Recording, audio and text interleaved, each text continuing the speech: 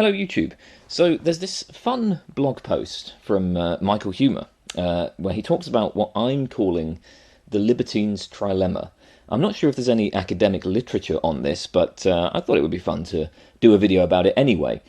Okay, so what is the Libertine's Trilemma? Well, for the purposes of this video, I should state that I'm defining the term libertine in a very specific way. This is not about libertines in general, as that term is used in general parlance. I'm talking about a very specific kind of libertine. A libertine, as I am using the term here, refers to a person who first has a strong desire for sexual activity, but second has no romantic desires. So a libertine is a person who is very interested in casual sex, but they're only interested in that. They aren't particularly invested in romantic relationships, beyond the way in which such relationships can provide sex. It's fairly common for people to have libertine impulses occasionally. Casual sex happens often enough after all. Lifelong libertinism seems to be fairly rare, but, I suppose there are probably some people like this. There are some people who just don't seem to want anything more from dating than sex. Okay, so that's what a libertine is. What exactly is the trilemma? Well, there are obviously significant differences, on average, in terms of how men and women approach relationships, such that if you are a female libertine, you're probably not going to have any issues. For the majority of women, if all you want to do is have sex, you can probably find plenty of men who will go along with that arrangement. For male libertines, the situation is a little bit more difficult. If you're a man and you're honest about the fact that you're only interested in sex, you're almost certainly not going to find any women who are going to want to have sex with you. In an ideal world, you would just be open and honest and date women who do want the same thing as you. But a man who's only interested in sex has basically no chance of finding any women who will go along with that. Unless they're like rich and famous. I guess rock stars can be honest libertines. But for ordinary men, the situation is a bit different. Honest libertinism is not an option. So here's the trilemma. Option number one is, well, you just give up sex. That's obviously going to seem quite bad to a libertine. They're going to see that as quite a significant sacrifice.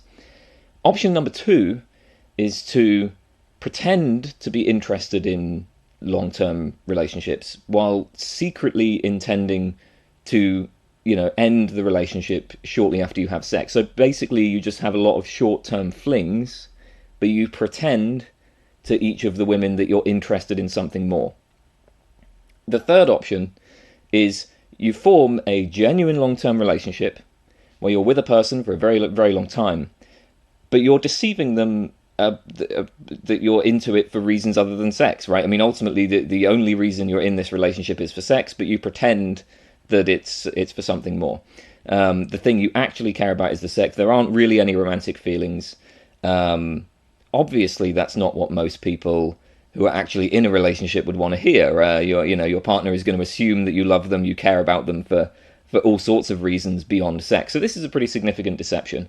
So the point is, both the second and the third options involve deception, so both of them seem bad. So the question is, well, what should the libertine do? This is the libertine's trilemma. And well, that's what it is. All right, so let's talk about some of these options. So the first horn of the trilemma is give up sex, right? But the answer to this is, well, the libertine should just stop having sex. Now, at this point, you may be wondering, and I think Michael Huemer wonders this, well, what's the big deal with this option exactly? Why not give up sex?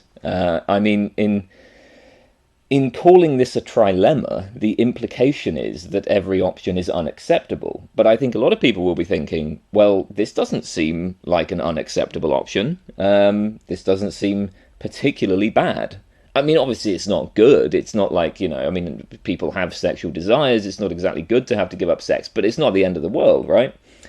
Presumably the idea here is that requiring the libertine to give up sex is too demanding.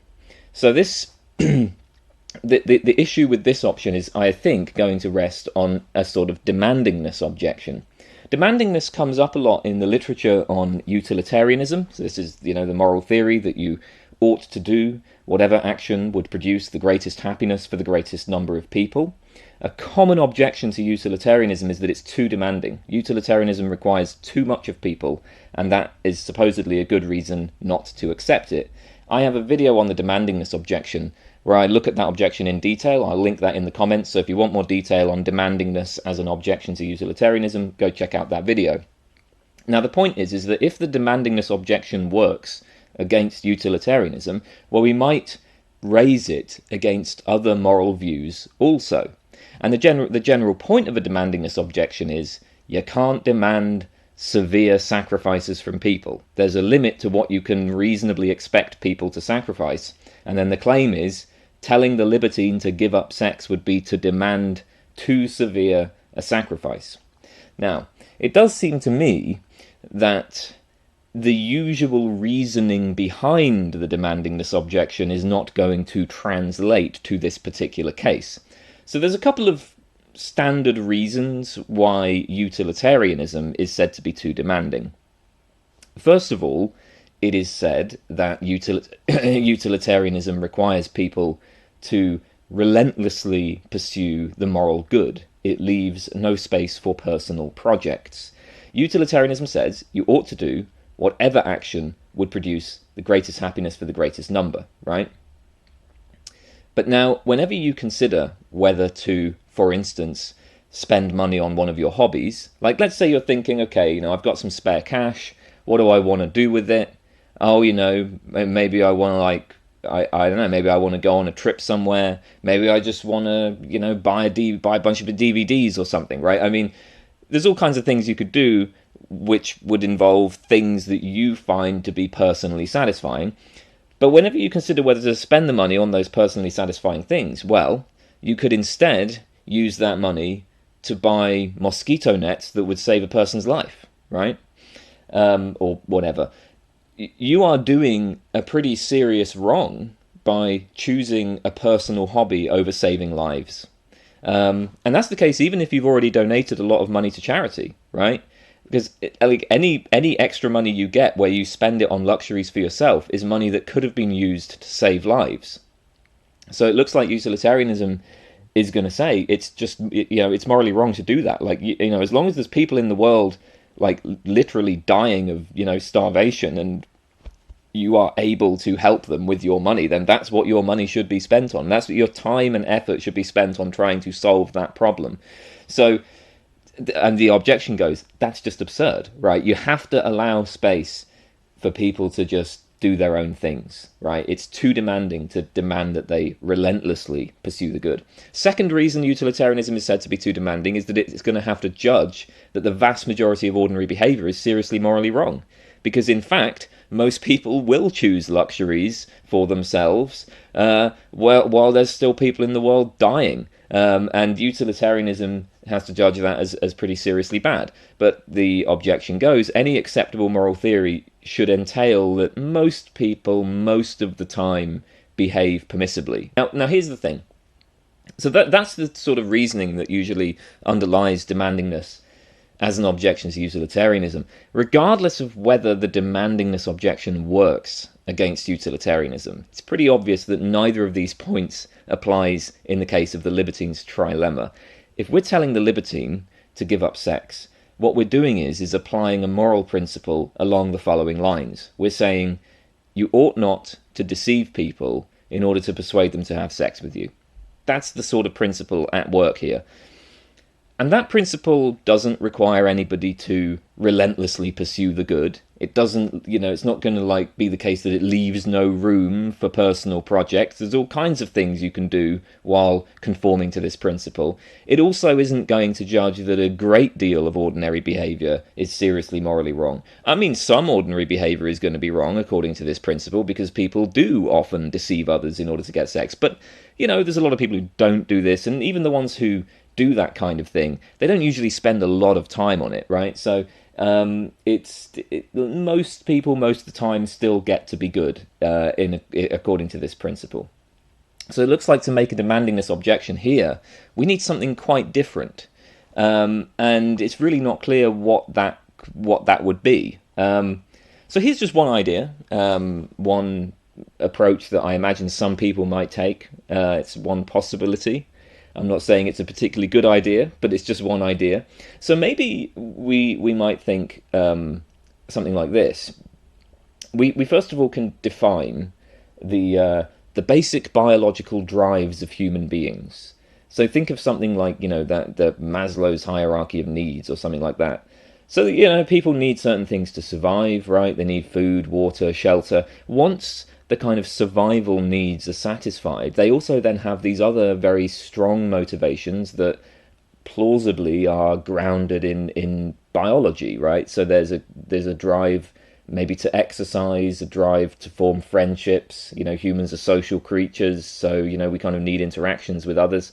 Maybe there's some sort of drive to obtain knowledge, like education, perhaps, in some sense, is maybe grounded in biology somehow. And of course, sex, right? I mean, sex, you could say, is a fundamental biological imperative. And then, if you've defined this class of basic drives, then we say, well, no reasonable moral theory can require that a person completely sacrifice their basic drives, right? Like, it may well be admirable for a person to sacrifice their basic drives, but it can't be a moral requirement. Now, to be clear, we can require that such sacrifices are made sometimes, right? Like, a person might want to spend all their time hanging out with their friends or all their time having sex. It wouldn't be too demanding for a moral theory to require. No, sometimes you kind of have to contribute something more to the world than just pursuit of your own basic drives, right? But it can't require that you completely give up friendship or completely give up sex or whatever else it may be. So maybe that's a sort of line that you could take. I mean, it does seem pretty implausible, though, that sex is going to come out as being that important. I mean, consider a couple of points here, right? So first of all, there are principles we accept that, at least in certain contingent circumstances, are going to entail that you just do have to completely give up sex. So, for instance, consider the following principle. You ought not to physically force a person to have sex with you. Well, that seems like a principle that pretty much any moral theory is going to include. But, there are some unlucky people out there who are going to find that even deception is not enough. There are some people who are just, at the bottom of the social totem pole, and they're not going to be able to attract women even if they engage in all sorts of deceptions. That's just the way the world is, right? But if you are at the bottom of the totem pole in that sense, well, you just got to live with it.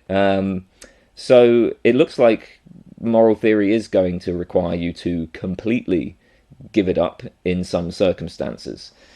Another point, of course, is that it's hard to see that sex is all that important, really. I mean, yes, it's a basic biological drive, and yes, the libertine really wants sex, but there's so many other things in life that are fulfilling, so many other luxuries you can pursue. There's, music, art, good food, walks on the beach, travel, right? I mean, sex involves some pleasant physical sensations.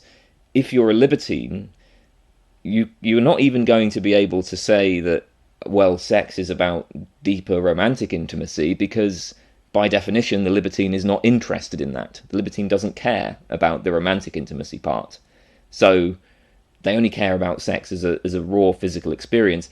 Precisely for that reason, you could think, well, surely it's not really asking them that much for them to give it up. I mean, so by their own standards, they sort of seem to be saying that it's not really that important, because they themselves will say that, look, this is really just about the immediate, raw physical pleasure stuff, or whatever it is. There's nothing deeper behind it. They themselves say that. Another point is that sex has a variety of negative consequences. There's the risk of sexually transmitted diseases. There's the risk of pregnancy, which is quite severe for a man, because if that happens, he's got no choice over the outcome, and it's going to be a major financial burden for the rest of his life. So, if you're a male libertine, it seems like you should be very worried indeed about that possibility. There's the risk of problematic emotional attachments that a libertine is not going to want to deal with. I mean, if you have sex and break up, then, there's all kinds of ways that people can go crazy. It can have negative social consequences depending on, what your partner, your ex-partner says about you afterwards. So, I mean, the idea is, look, not only is sex not that good, it's quite bad in many ways, or it's risky in many ways. And so, given all of this, it's hard to see what's wrong with the first horn of the trilemma.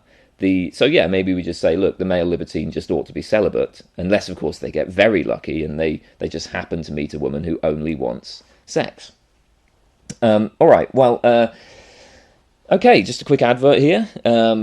If you like my videos, you can join my Patreon. There's a bunch of bonus videos available on my Patreon as well, so, you can get access to them.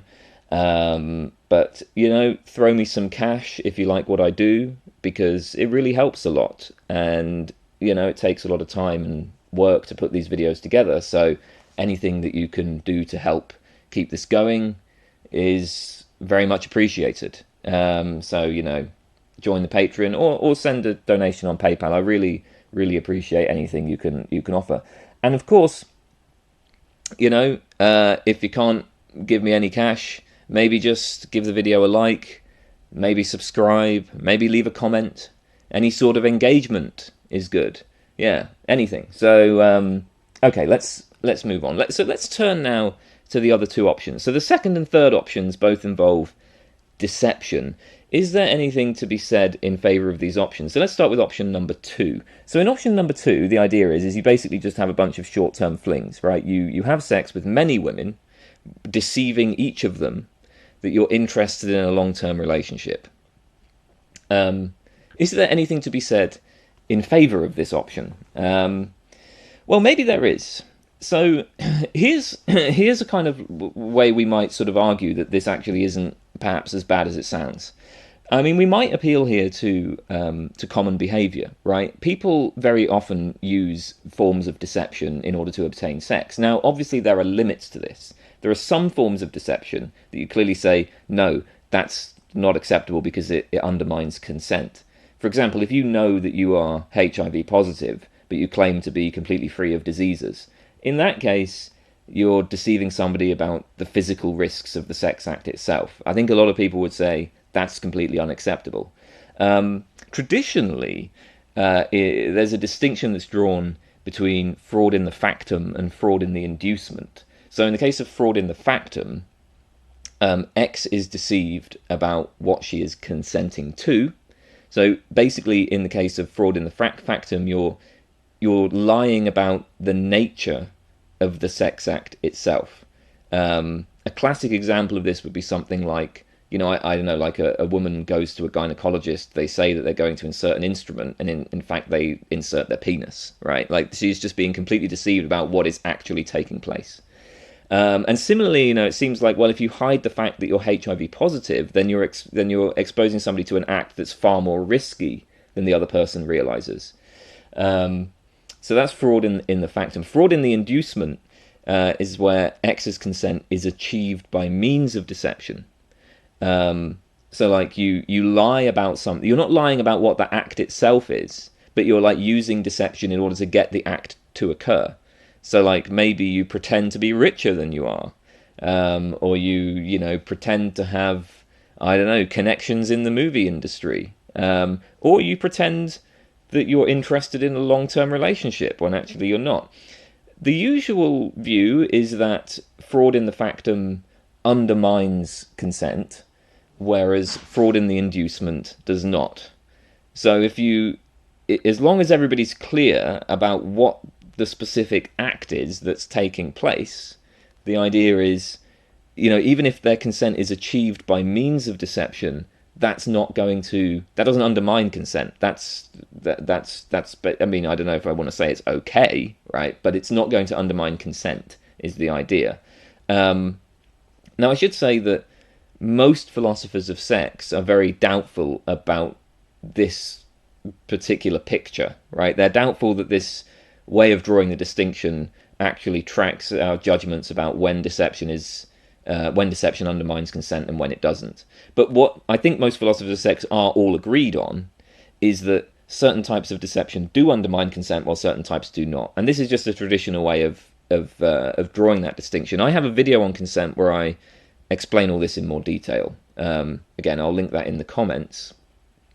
But again, as I said, this general point that there's certain types of deception that undermine consent, while certain types do not undermine consent, that's pretty well accepted. I think among both philosophers and it seems among ordinary people, we do seem to judge that, like, yeah, if you lie about, I don't know, if you lie about how, like, much money you have in order to, obtain sex, it's not really a big deal, right? I think a lot of people feel that way.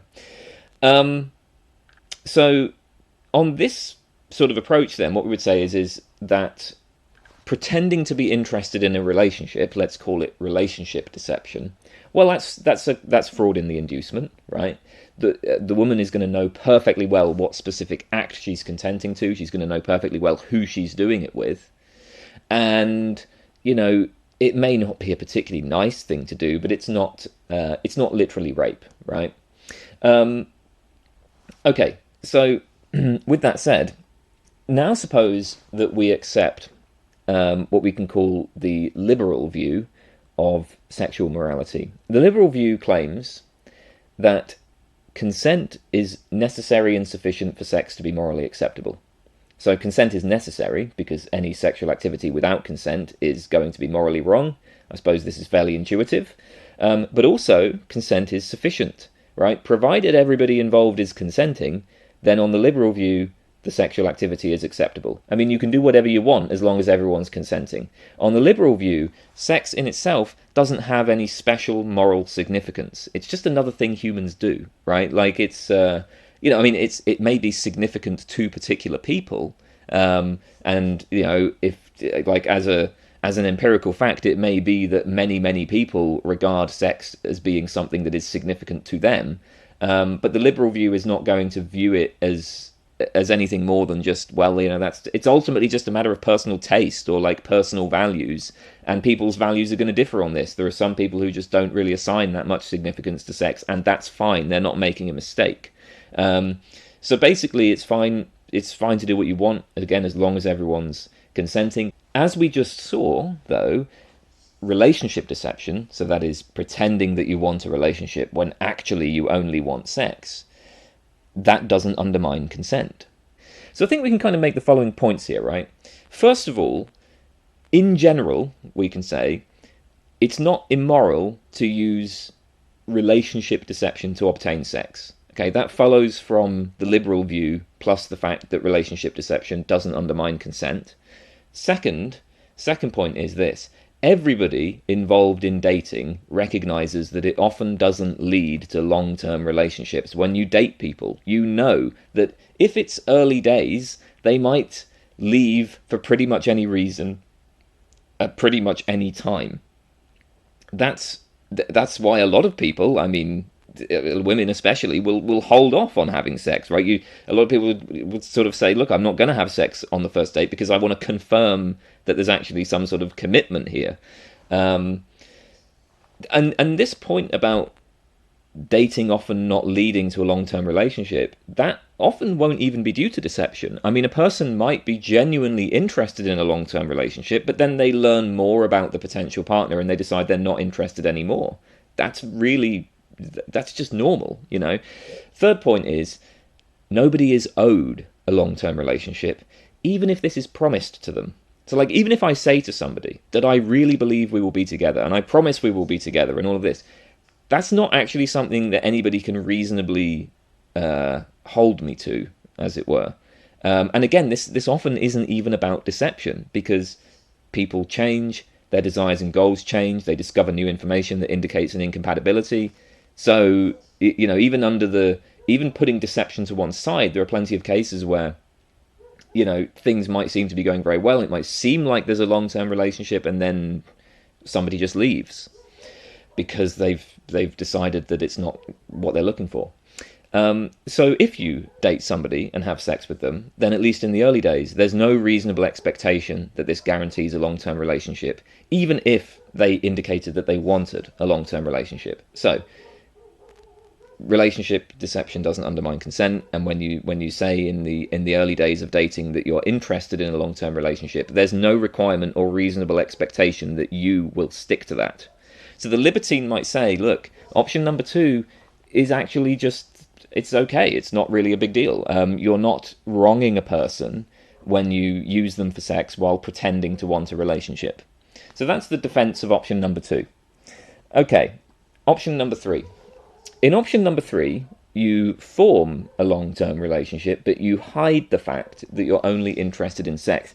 I think that this option is probably the one that's going to strike people as the most clearly problematic, because this is going to involve a long-term deception about a matter of pretty great significance to your partner. I mean, it's also something that seems like it probably doesn't happen. I mean, like option number 2, we kind of all know that happens, right? I mean, that's just a part of the dating scene that I think is probably common, for people to, I mean, for men especially, I imagine, to pretend that they're interested in long-term relationships when actually they only want a fling. That seems like a pretty common thing. Option number 3 seems a bit more weird. I mean, option number 3 seems kind of psychopathic. Is there anything to be said, though, for option number 3? Well, I've already brought up utilitarianism. So, as I noted, utilitarianism in its basic form says that the right action is whatever action produces the greatest happiness for the greatest number of people. The utilitarian tries to maximize pleasure and minimize pain. At least the classic utilitarians. So classical utilitarians like Jeremy Bentham, they held a hedonistic theory of well-being, according to which there is nothing more to the well-being of another person than the greatest balance of pleasure over pain. That's all that matters. So the only way that you can do something wrong to a person is to do something that reduces their pleasure or increases their pain. So on this view, deceit is not in itself of any moral significance whatsoever, no matter what kind of deceit it is or how long it goes on for. Now, of course, deceit can be a problem if it's discovered, because if I find out that I'm being deceived about something that I consider important, this might cause me significant suffering. But it's specifically the suffering that is the problem. It's not the deceit in itself. And as long as I remain in blissful ignorance, well, it's blissful. And that's all that matters to the utilitarian. So let's say that Verity and Sydney are in a relationship.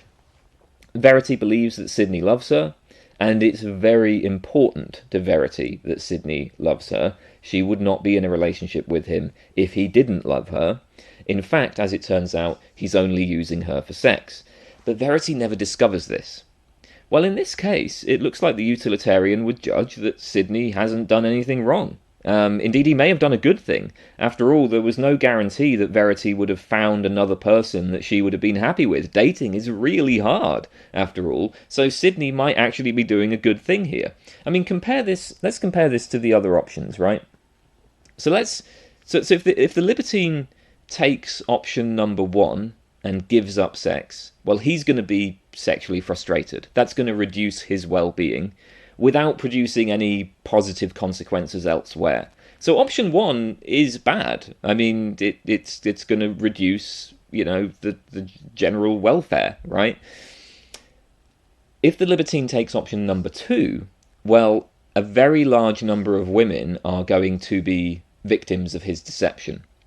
Moreover, he knows that all of them are going to become aware of his deception, or at the very least, he is promising each of them something that he knows he's not going to deliver, which is likely to cause them some degree of suffering. I mean, a lot of these women will presumably get invested in some sort of relationship with him, then he ends it. They're not going to be happy about that. It seems implausible that the pleasure the libertine gets from sex will outweigh the happiness he causes to the women he deceives. Also, if you're constantly having short-term flings, that's going to increase risks of things like sexually transmitted diseases. the risk of pregnancy. I mean, as you're having sex with more and more women, there's other kinds of public health issues that start to arise, right? So option number 2 looks bad. By contrast, if the libertine takes option number 3, well, first of all, he's going to satisfy his desire for sex, which increases his well-being, and he has no intention of doing anything that's going to cause any harm because he has no intention of ever revealing the deception. Indeed, given that his partner has chosen to continue the relationship, it's a reasonable assumption that she's happy with the situation as she is experiencing it. So her well-being is also increased by the relationship, right? I mean, the fact that she is choosing to remain in the relationship would seem to indicate that she's, probably, it's good for her to be in that relationship, right? I mean, ultimately, each individual is generally speaking probably the best judge of what brings them pleasure and what brings them pain. So it looks like both the libertine, certainly the libertine, his desire for sex is satisfied, he's better off. His partner, she's happy in a relationship, she believes the guy loves her, so she's getting what she wants, so she's happy. So, it looks like everybody benefits here, so option number 3 is good. And if you weigh the costs and benefits, we should strongly favour option number 3. Now, I mean, I'm sure that many people will take what I've just said here as an objection to utilitarianism, rather than as a defence of option number 3. I mean, if the utilitarian tells us that this kind of deception is okay, well, maybe we can just throw that on the pile of objections to utilitarianism and say, well, that's obviously a reason to think that utilitarianism is insane. I do want to point out, though, I mean, like one thing I suppose we might say about this is that the sort of cost-benefit analysis I've just done here is all a bit simplified, isn't it? I mean, one obvious point is that faking a long-term relationship is a lot of work, because a relationship means that you have to you have to talk to your partner regularly, you have to cuddle with them while watching movies, you have to eat dinner together, you have to buy gifts for their birthdays, you have to help them out when they're going through rough patches in life, I mean, if something bad's happened to them, you've got to be there to support them, and so on, and all of this stuff. If the only thing that you care about is sex, are you really going to be able to keep up the pretense that you love them? That seems unlikely. And even if you could keep up that pretense, it's a pretty high cost, isn't it? In which case, we might think, if you're willing to pay such a cost, wouldn't it just be easier to pay the cost of not having sex and go with option number 1? I mean, forget about the moral questions, right? Like, option 3 seems like a terrible choice for the libertine from a purely self-interested point of view. So those are the three options, and that's what might be said for each of them. But perhaps the libertine's trilemma is based on a false premise. I mean, the assumption is that if the male libertine is honest about their intentions, no woman will ever agree to have sex with them. That's the assumption. As Huemer points out, though, this overlooks a pretty obvious option, which is prostitution. Why not just pay for sex? Well, then you can be completely honest about what you want. There's going to be no emotional baggage. And if it's genuinely true that you're only interested in sex, you should be satisfied with prostitution, because that's going to provide you with the sex, right? Now, this option does have some issues of its own.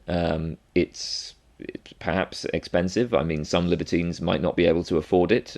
Although I suppose if sex really is so important to you, you'd think they'd be willing to part with a fairly high amount of money in order to get it. And anyway, I mean, realistically, I mean, it's not that expensive. I mean, it's like, there's plenty of other, like, if you'd like to do things, I mean, some people like to, travel the world, for instance. That's much more expensive, I think, than prostitution would be. And additionally, though, a maybe more serious issue is that in many places it's not legal, and it's perhaps therefore just too great a risk. But you might say, look, this is an option for male libertines in at least some locations. I do wonder, though, if one objection to the prostitution option would be, well, look, prostitution is also generally considered to be morally wrong, and in fact, many people seem to regard it as much more seriously morally wrong than using deception to gain sex. Because when you look at options 2 and 3 of the libertine's trilemma, Well, neither of those options is illegal. And I don't really know of anybody who argues that either of them should be illegal. That, I mean, like, nobody's saying we should literally imprison people for, like, pretending that they're interested in a long-term relationship and actually they only just want like a short-term fling. I mean, as I noted, there are some forms of deception that are going to be illegal, but like, pretending to love somebody, pretending to be interested in a relationship, I mean, in most locations at least, that's not illegal. Yet prostitution is illegal, and it's many people from both sides of the, political spectrum seem to support these laws. I mean, it's both the sort of conservatives and the leftists have very large contingents who favour outlawing prostitution. So it looks like prostitution is considered to be a pretty serious wrong, and if you get on board with any of those views, you're going to think, well, it's actually more wrong than options 2 or 3. So that's even worse. Now that's not a view that I share. Actually, what's funny is that I actually think that a lot of the I suppose a lot of like the feminist objections to prostitution, I tend to think that they're basically correct. Generally speaking, I mean, obviously there are some women who genuinely get something out of that line of work, but I mean, for most of them, probably not. And I actually tend to agree with the feminists that it's a pretty appalling situation. The problem I have is that it just doesn't seem to me to be any worse than a great number of other jobs that people have to do in order to pay the bills. I cannot see how prostitution is worse than, like, working for Amazon or McDonald's or whatever. In fact, it has a number of benefits over those options. So I think, it is very bad, and it is very bad for reasons that are at least somewhat in line with the things that the feminist critics say. But it may still just be the best of a bunch of bad options, at least in terms of the options that are actually available to people. So it doesn't really make any sense to me to prohibit it. Anyway, that's kind of getting off onto a tangent, isn't it? So let's get back to the Libertines' trilemma. So far, we've been taking for granted that the Libertines' desires are reasonable. But many philosophers would say, well, there are certain things that are good for you, regardless of your desires. Well-being is deeper and richer than pursuing pleasure or pursuing desire satisfaction. This brings us to Huemer's answer to the Libertine trilemma, which is simply that the libertine needs more than just sex. I mean, you may think that you are only interested in sex, but there's basically two things that are going to be going on here. So the libertine may say, look, I only desire sex, but what that means is that either he is mistaken about what he enjoys, or what he enjoys isn't actually that good for him. And so Huemer says, I suppose this is a position that's probably pretty common. He says, look, one of the most important things in life is love. If you fail to find love, there's a good chance that you've just failed to live a meaningful life. So basically the answer is stop being a libertine. You should change your psychological profile so that you pursue better and more genuinely fulfilling things. Now, the obvious response to this is, well, you can't choose your desires. I mean, some people they're saddled with a libertine psychology, and telling them that, love is actually more fulfilling is just completely pointless. I mean, it's not more fulfilling for them. But that might be a bit too quick, right? I mean, like, granted, you can't choose your desires in the sense you choose what shirt to wear in the morning, but plausibly you can nudge your desires in certain directions. So if you spend time with women, you talk to them, you're open-minded about their interests, if you do shared activities that you both enjoy, eventually you may come to just desire a genuine relationship. You may start to appreciate this person for who they are in themselves beyond just like, well, I'm attracted to them and I want to have sex with them. This may take effort, but then, everything else takes effort too. I mean, if you, I suppose the point is, if you want a good life, you've got to work at it. Any solution to the libertine's trilemma is going to require effort in some sense. Even the do nothing option of just becoming celibate will require effort to resist acting on your sexual impulses. So one reason to make an effort at learning to appreciate relationships is that desires and enjoyment come apart. So this is the wanting versus liking distinction, and it's a pretty well-established psychological phenomenon. First of all, people often want things that they recognize they will not particularly enjoy. For example, I once had the experience of eating a somewhat stale donut for dessert. I'd eaten this really nice dinner. I was full. I wasn't hungry at all. And moreover, the donut, it didn't taste very nice because, as I said, it was like kind of stale. As I was eating this donut, I realized I'm not even enjoying this. But I continued eating it anyway. I carried on. I finished the donut. I mean, you know, I guess donuts are just made in order to sort of, they hijack something about the reward centers of the mind. The motivation mechanisms of the brain get hijacked by the high fat, high sugar of the donuts, and so you just scoff it down even when you're not really enjoying it.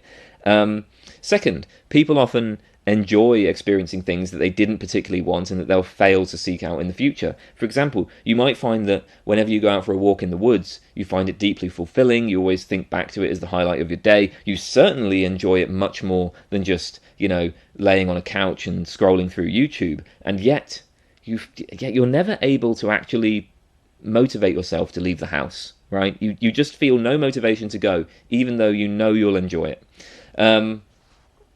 So, I mean, I think this kind of phenomenon is familiar to most of us, and there are, in fact, distinct networks in the brain for motivation and enjoyment. While those networks interact closely, they can be dissociated. So, desires can be misleading. You may only desire sex and you may have no concern for love, but you really shouldn't be too quick to assume that love would not be fulfilling for you, even if you've had relationships in the past where you weren't able to form a deep connection to your partner. That might just be because of a bad choice of partners. And actually, if you're the kind of person who tends to primarily seek out sex without concern for any other aspects of a relationship, well, that would explain why you've chosen bad partners. So maybe think about what your interests are, look for women with similar interests, women who could potentially be friends, who you enjoy talking to, and then those women are the potential partners, right? And maybe you'd find that a relationship with a woman like that actually is fulfilling. Maybe you'd find that. There's another reason for the libertine to give love a shot. So the libertine claims that he's only motivated by sex. So sex is very important to the libertine. If it were not important, the libertine would have no problem giving it up. So he could just go with option number one, right? So we can assume, no, sex is very important to the libertine. However, you may find that a deeper connection with a person actually makes sex better. And that's always been my experience, and I've heard that many other people report this as well. The best sexual experiences available, and this is just in terms of the raw physical pleasures, have always been when I've loved the other person. The point is, it's not clear really that these physical sensations and then emotional connection, it's not clear that those things can actually be neatly compartmentalized.